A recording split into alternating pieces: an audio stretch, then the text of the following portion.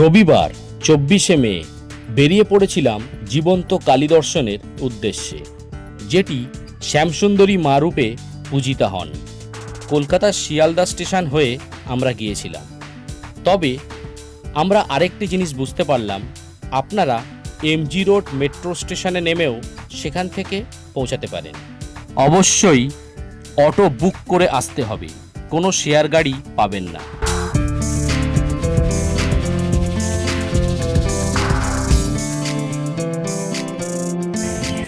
Hello বন্ধুরা, good morning, শুভ সকাল সবাইকে। তো আজকে এখন অনেক বেলা হয়ে গেছে, সানডে, একটু ঘুমাচ্ছিলাম। তো এখন আমি দাঁড়িয়ে রয়েছি টালিগঞ্জ স্টেশনে। এখন টাইম হচ্ছে 10টা, সাড়ে 10টা।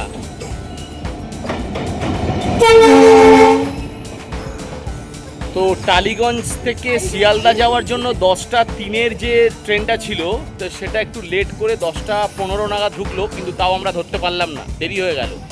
তো এরপর ট্রেন আছে 10টা 48-এ, ওটাও আশা করি লেট করে 10টা 55 নাগাদ ঢুকবে, 50-55-তে, তখনই আমরা যাব।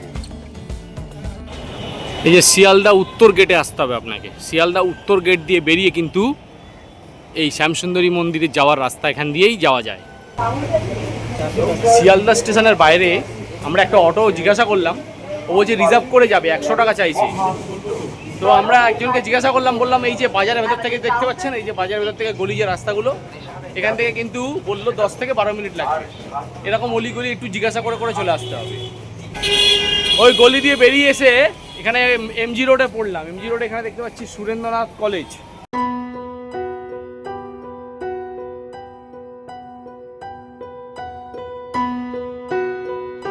এই যে জাস্টিস মানহাতা মুখার্জিরও এই ডান দিকে যেতে হবে। যাওয়ার পথে দুর্গা মণ্ডপটি পড়বে।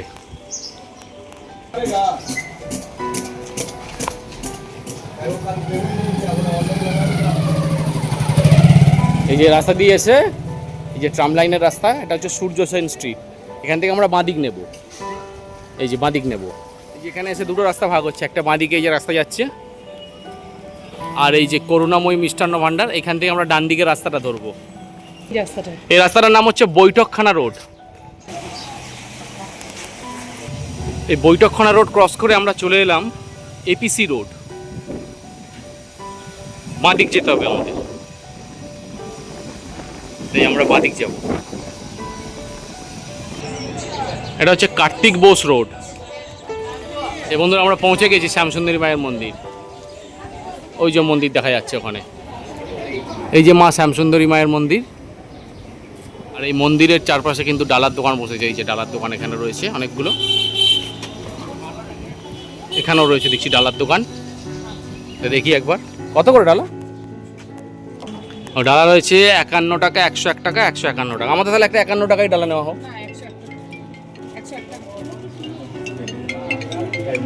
ঠিক আছে, তাহলে 101 টাকারই ডালা নাও একটা। আচ্ছা, এখানে কিন্তু মাকে পুতুল দিয়ে পুজো দেওয়া হয়, কারণ মায়ের তো 5 বছর বয়সের মাকে পুজো করা হয়। তো সেই হিসেবে কিন্তু মাকে পুতুল, এই যে ক্যাডবেরি, দেখুন এখানে ডালাগুলো কিভাবে সাজানো হয়, ক্যাডবেরি, মাজা, যেভাবে একটা বাচ্চাকে দেওয়া হয় আর কি, সেইভাবে কিন্তু ডালা মায়ের জন্য সাজানো হয়।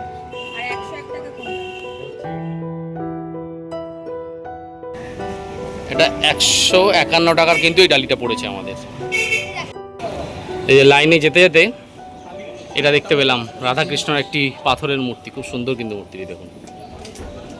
আর এখানে মন্দির খোলার এবং বন্ধের সময় কিন্তু দেওয়া রয়েছে, সকাল 8:30 থেকে 1:30 এবং বিকেল 4টে থেকে 8:30 অবধি।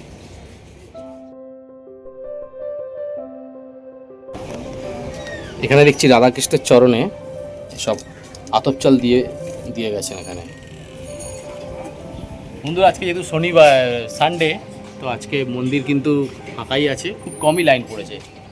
এই যে একদম মন্দিরের গেটের সামনেই কিন্তু লাইন, তো তাড়াতাড়ি পুজো হয়ে যাবে আমাদের আজকে। শনিবার এলে কিন্তু প্রচুর ভিড় হয়। প্রবেশের মুখেই কিন্তু রয়েছে এপাশে একটি সিংহ, আর এপাশে একটি সিংহ। এটা হচ্ছে মন্দিরের প্রবেশদ্বার, এই গেট। হ্যাঁ, যে যার দেখে রাখুন কার পেছনে আছে সেইভাবেই যাবে। যেমন সাইড দিয়ে চলে যাও, ঠিক আছে, লাইনে পরেই যাও, পরেই আছে। দাঁড়াও, এখানে দাঁড়াও। প্রবেশের মুখেই একটা শ্যামসুন্দরী মায়ের ছবি।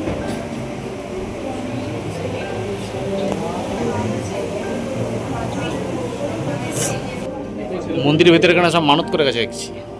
এই মুখে রয়েছে হাতি, আবার এদিকে একটা, এদিকে একটা। এই মন্দিরের আরেকটি গেট দিয়ে প্রবেশ করলাম, করার পরে এখনও আমাদের ডান দিকে লাইনটা এইভাবে যাবে। এই দেখো, এইভাবে লাইনটা যাবে। বাঁ দিকে রয়েছে এখানে এই যে মহাদেবের একটি লিঙ্গ, এখানে রয়েছে একটি ত্রিশূল, তার পাশে রয়েছে এখানে নৃসিংহদেব। বাহ, সুন্দর সাজানো। প্রবেশের মুখে আরেকটি শ্যামসুন্দরী মায়ের মন্দির ছবি রয়েছে এখানে, এই গেট দিয়ে প্রবেশ করতে হবে। বন্ধুরা, এই শ্যামসুন্দরী মন্দিরে কিন্তু মা কালী মাতার যে উগ্র রূপ, তার বদলে কিন্তু একটি 5 বর্ষীয় বালিকা রূপে মাকে কিন্তু পূজা করা হয়। দেবী শ্যামসুন্দরী এখানে বালিকা রূপে পূজিতা হন, তাই এখানে অম্বুবাচী পালিত হয় না, কোনো আমিষ ভোগ বা পশু বলির প্রথা নেই। জনবিন্যাস এবং লোক সংস্কৃতি অনুযায়ী ভক্তরা কিন্তু মাকে জীবন্ত কালী রূপে বিশ্বাস করেন। তার কারণ এখানে পুরোহিতরা বহুবার রাত্রে মায়ের নূপুরের শব্দ পেয়েছেন বা উপলব্ধি করেছেন যে মা কিন্তু জীবন্ত অবস্থায় এখানে ঘুরে বেড়াচ্ছেন। তো সেই বিশ্বাস থেকে কিন্তু এই মায়ের জীবন্ত কালীর বিশ্বাস কিন্তু জন্মেছে ভক্তদের মনে। ভক্তদের গভীর বিশ্বাস, প্রতি অমাবস্যা রাতে দেবী মন্দির চত্বরে ঘুরে বেড়ান। নূপুরের শব্দ, দেবীর চোখের পলক ফেলার কথাও লোকমুখে প্রচলিত আছে। ওইটা গর্ভগৃহ, ওইটা গর্ভগৃহ।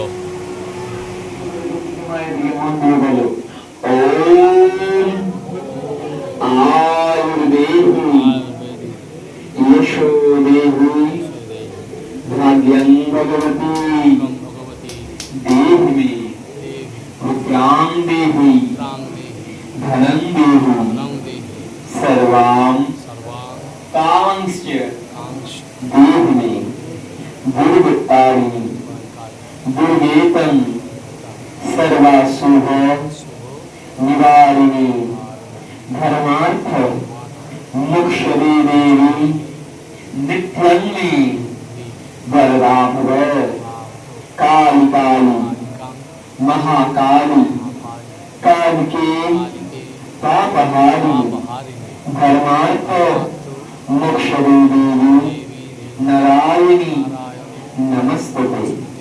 ईश्वर साचंदन पुष्पबिल्ल पत्रांजलि ओम श्री श्याम सुंदराय नमः। মন্দিরের মূল বেদিতে মা শ্যামসুন্দরী ছাড়াও রয়েছে জগন্নাথ, বলরাম এবং সুভদ্রা।